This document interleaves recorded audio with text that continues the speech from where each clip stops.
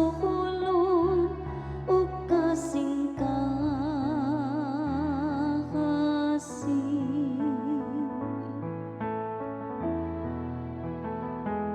Ang Ginoo kaduol sa mahinul sukulon ug kasing kakasing.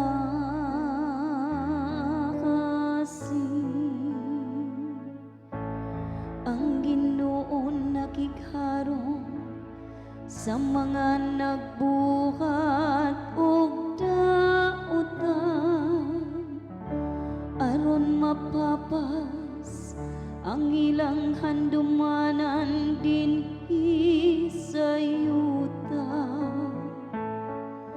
Sa pagtuaw sa matarong nagpatalingog kanila ang Ginoo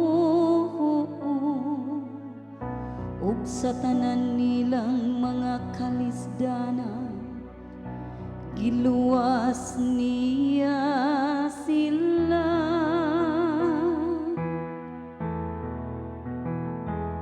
Ang Ginoo kaduol sa mahinul sukulon ug kasing kakasing.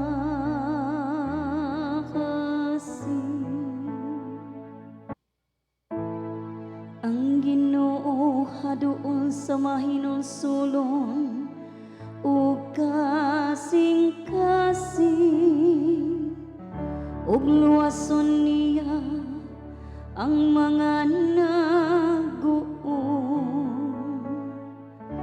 Daghan ng mga kagul-anan sa matarong apan luwason sila niining tanan sa Ginoo. Ang Ginoo kaduol sa mahinul sukulon ug kasing kakasing.